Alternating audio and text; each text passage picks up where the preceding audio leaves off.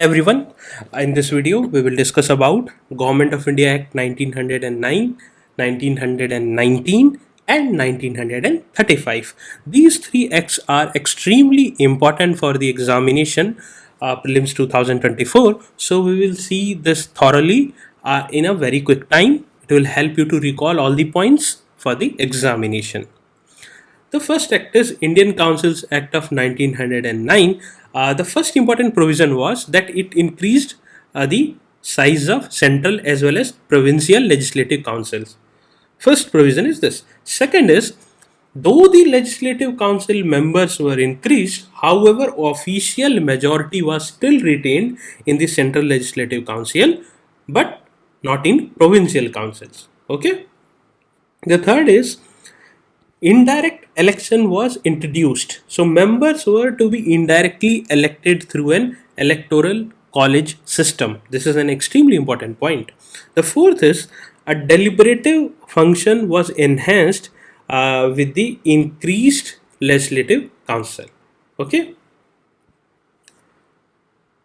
The first Indian in Viceroy Council was appointed after this. Satyendra Prasad Sinha became the first Indian to join the Viceroy's Executive Council. Also, two Indians were nominated to the Council of the Secretary of State for Indian Affairs. However, a dark point or a controversial point was communal representation.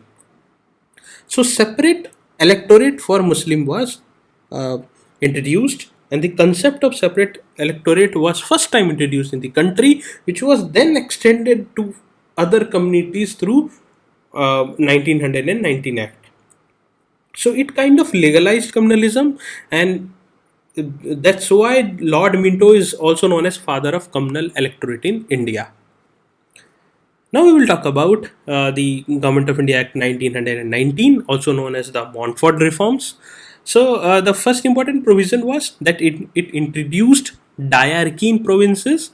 So diarchy system was introduced in which executive councillors for reserved subjects and ministers for transferred subjects were established. Okay, so you need to remember that the reserved councils had subjects which were detrimental in nature. Okay, which were like law and order. So law and order was kept with executive council, and the lesser important subjects which are not threatening the power of the Britishers, they were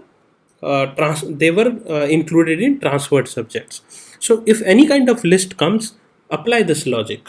Second is expanded provincial legislature. Again, the provincial legislative council was expanded with 70% elected members, and first time women got voting rights. This you need to remember. Also, bicameral legislature was introduced at the center. Some Indians in Viceroy Executive Council were also included.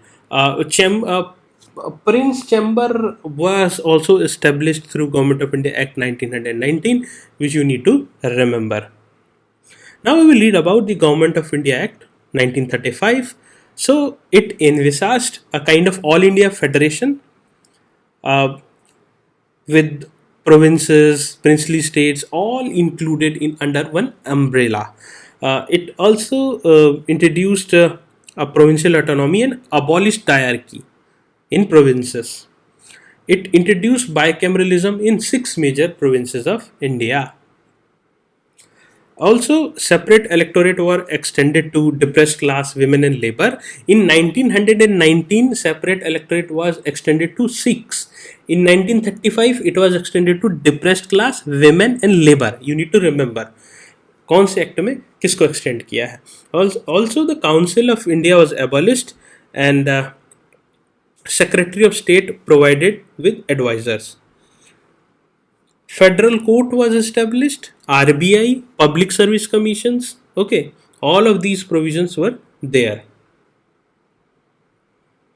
There were division of power, like now we have 3 lists. So a kind of 3 list was also introduced in that. The residuary power vested in Viceroy. Okay, and a kind of responsible government would be established in provinces, and provision for diarchy center did not come into effect, though It though many of the provisions were introduced in Government of India Act 1935, however, majority of the provisions never came into effect. This you need to remember. One statement can be asked by UPSC with regard to this. So this was the lecture. I hope this will be helpful for you. Take care. Best wishes.